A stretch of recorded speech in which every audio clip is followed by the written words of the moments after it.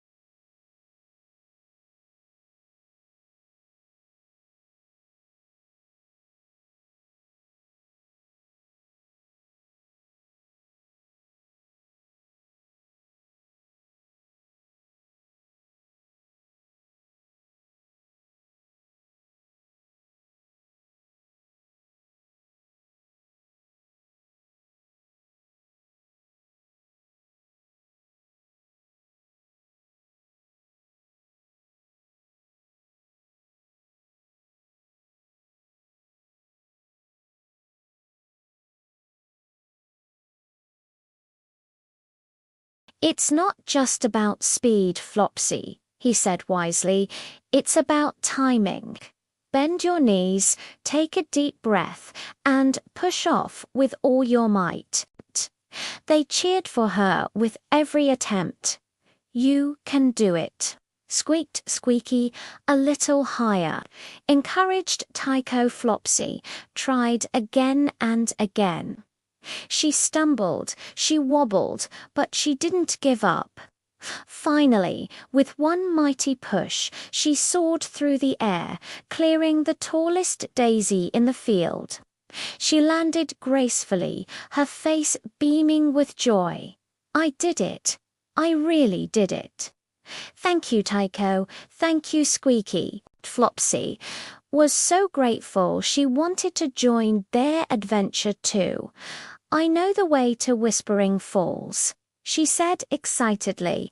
"It's the most beautiful place in the whole forest." With their new friend hopping joyfully beside them, the trio continued their journey. The path to Whispering Falls was tricky. They had to cross a wide, babbling brook. Squeaky was too small to swim, and Flopsy didn't like getting her fluffy tail wet. Tycho smiled. "No problem, hop on, everyone." Squeaky and Flopsy climbed onto Tico's strong rainbow shell. Tycho felt like a brave ship captain as he paddled steadily across the water, carrying his friends safely to the other side. They all giggled as the water tickled their feet.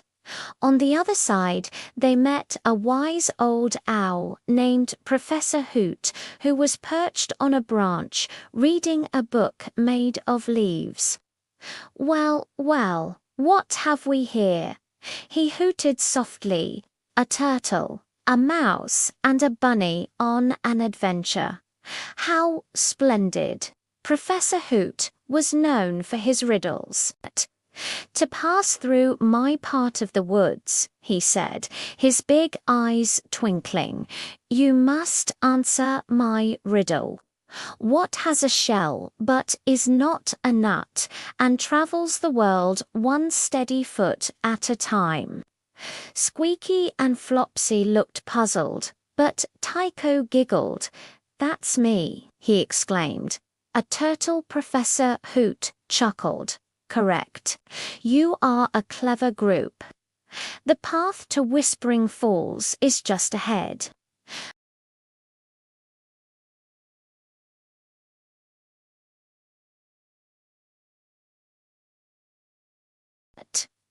The friends thanked Professor Hoot and tiptoed onward.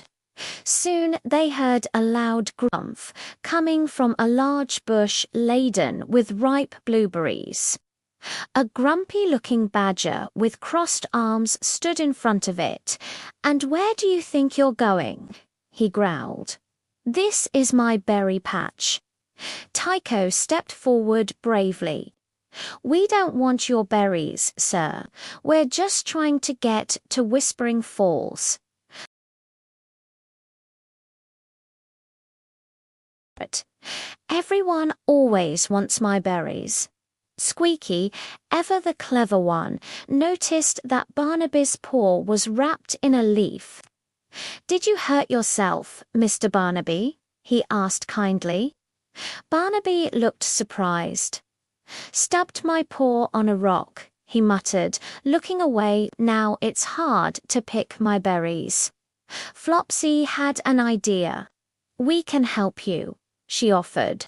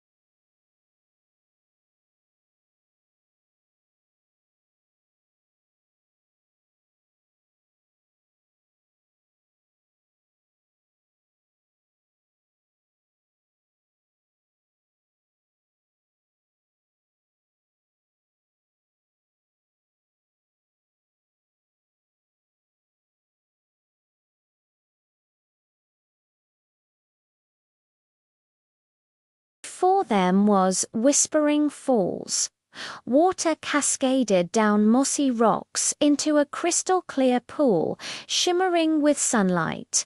Rainbows danced in the mist, just like the colors on Tiko's shell. It was the most beautiful thing they had ever seen. They spent the rest of the day playing. They splashed in the cool water, told stories, and ate the sweet blueberries. As the sun began to set, painting the sky in shades of orange and pink, Tycho looked at his new friends, Squeaky, Flopsy, and even Barnaby the badger, who had followed them to the falls. "This," Tycho said, his heart full, "is the best adventure ever." Squeaky nodded. "It's because we did it together," Flopsy added, "and we helped each other." Tycho realized that the adventure wasn't just about seeing new places. It was about the friends you make along the way and the kindness you share. As twilight settled over the forest, Tycho and his friends started their journey home, their hearts full of happy memories. Tycho knew this was only his first adventure. With friends like these, the whole wide world was waiting, full of wonder and excitement. He couldn't wait to see what tomorrow would bring. Thanks for watching our story today. If you loved Tiko's adventure, don't forget to like and subscribe for more fun tales. See you next time.